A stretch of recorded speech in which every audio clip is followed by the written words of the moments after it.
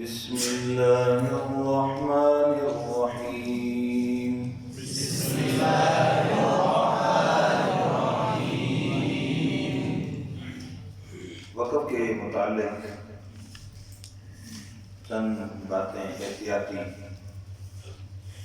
کہ وقف کرتے وقت ایک اس بات کا خیال رکھنا ہے کہ کلمے کے درمیان میں وقف نہ ہو۔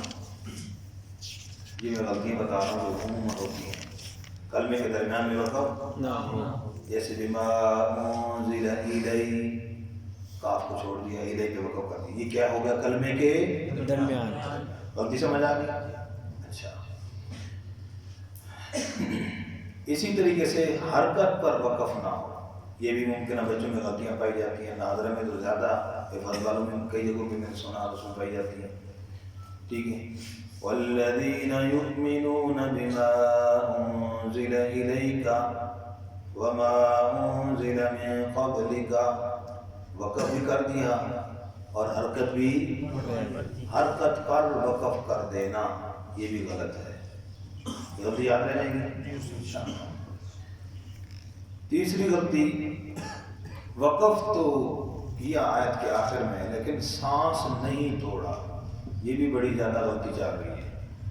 بغیر سانس توڑے وقف کرنا، وقف کا معنی رکنا، وقف کا معنی رک کر سانس لینا، ٹھیک ہے، رک کر ٹھہر کر سانس لینا، یہ وقف ہے۔ اگر ٹھہرے سانس نہیں لیا آگے پڑھنا شروع کر دیا، اس کو سکتہ کہتے ہیں، وقف نہیں کہتے، ٹھیک ہے۔ تو آپ کیسے مثال دے رہا ہوں، غلط کیسے پڑھا جاتا ہے؟ الحمدللہ رب العالمین الرحمن الرحیم مالک یوم الدین، ساکن بھی کر رہے ہیں، سانس نہیں توڑ رہے بیچ میں، تو اس طرح بغیر سانس توڑے وقف کرنا، تین غلطیاں سمجھ آ گئی۔ اسی طرح کلمہ موصول پر، کلمہ موصول، اب الف لام کیا ہے؟ اگلے کلمے کے ساتھ ملا کر لکھا ہوتا ہے، کیا لکھا ہوتا ہے؟ تو یہ موصول ہے نا، لہذا درمیان میں جہاں موصول ہے الف لام، اس کو وقف کر دینا بیچ میں، جیسے فعل، جیسے فا کو لام سے ملا ہے، فعل آگے پڑھ دیا اور ہوئی، تو یہ فعل الف لام کیا ہے بھائی؟ آگے عرض کے ساتھ کیا ہے؟ موصول ہے، ملا کر لکھا ہوا ہے۔ اسی طرح قل یا ایھا الکافرون، تو قل یا، یہ بیچ میں رک گئے، بیچ میں رک گئے، پھر بے شک دوبارہ بھی پڑھے، تو یہاں پر یہ جو رکنا ہے وقف کرنا، یہ کلمہ موصول ہے، ملا کر لکھا ہوا ہے، لہذا اس پہ وقف کا اضطراری بھی جائز، کلمہ موصول میں وقف اضطراری بھی جائز نہیں ہے، بات سمجھ گئے؟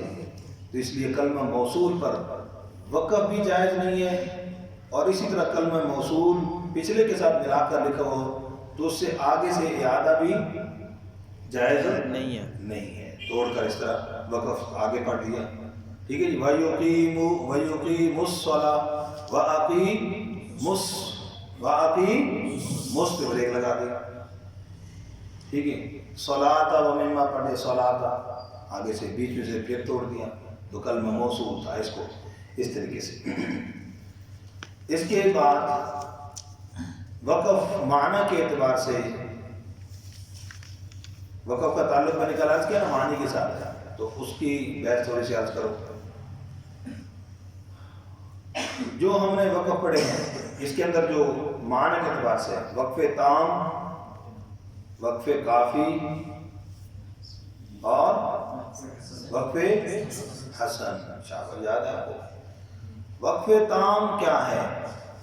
کہ جہاں مضمون مکمل ہو جائے معنی کے اعتبار سے، جیسے وَأُولَٰئِكَ هُمُ الْمُفْلِحُونَ، یہاں تک مضمون مکمل ہو گیا، آگے اِنَّ الَّذِينَ كَفَرُوا سے کافروں کا تذکرہ شروع ہوتا ہے، یہاں مضمون کیا ہو گیا؟ مکمل، اس کو وقف تام کہتے ہیں۔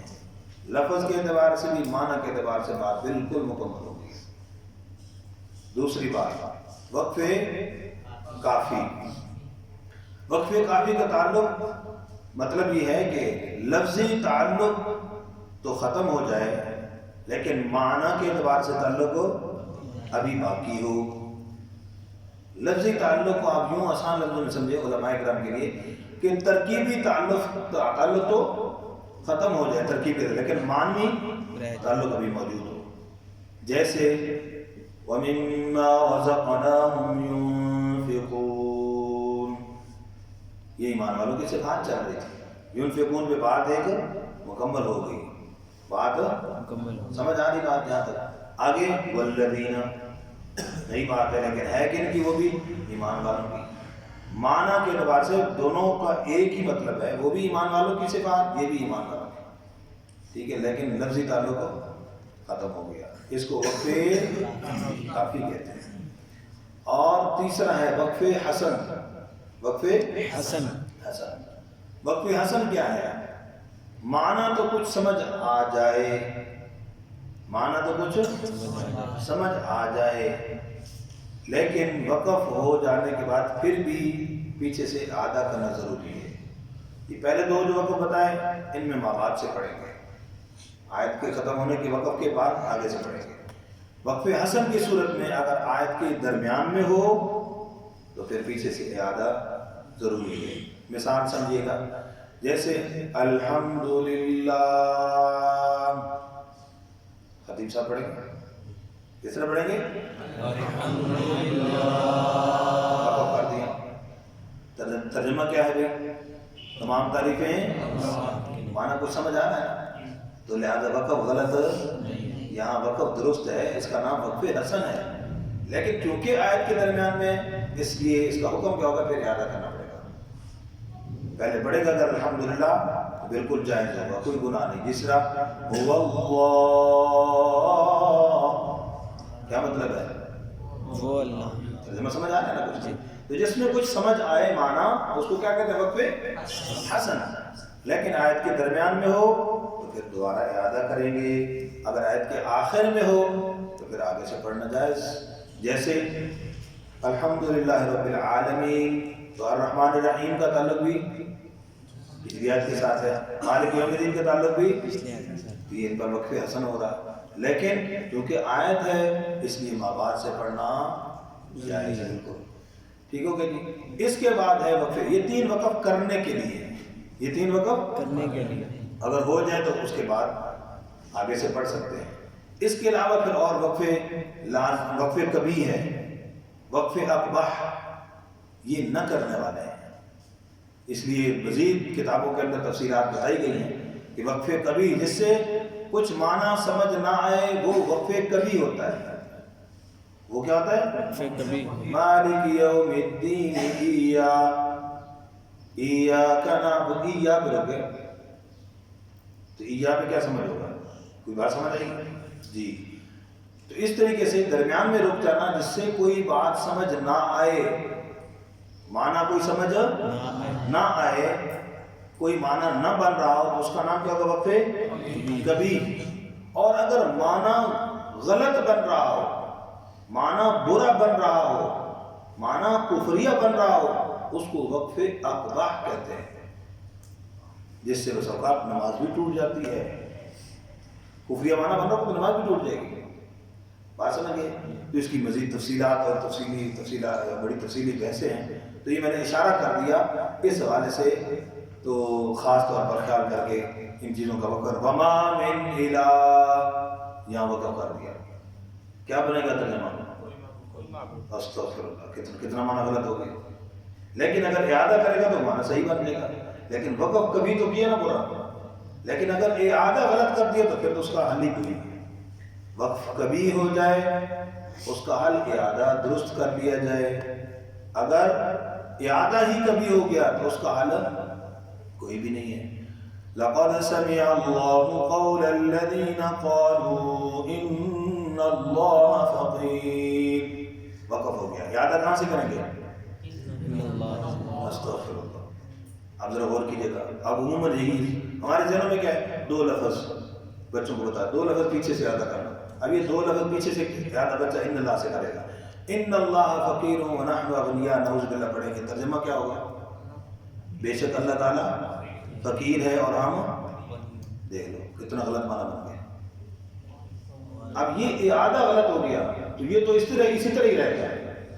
وقف کبھی ہو جائے تو اس کا حل اعادہ درست کر لو، لیکن اعادہ ہی کبھی ہو گیا تو اس کا تو حل ہی کوئی نہیں. بات سمجھ گئے جی؟ اور بہت سی چیزوں کو ہم مشابہ کہتے ہیں جی، مشابہ کیا. جنتیوں کا ذکر چل رہا تھا ہے جی، وَمَأْوَاهُمْ، ادھر جہنم پڑھ دیا، ذکر جنتیوں کا چل رہا تھا ہے جی. اما من خاف مقام ربه ونهى النفس عن الهوى فإن الجنة هي فإن الجحيم کو پڑھ گیا. حافظ صاحب کے ذہن میں تو یہ ہے کہ میں مجھے مشابہ کیا کیا ہوگا، لیکن نماز ٹوٹ جائے گی.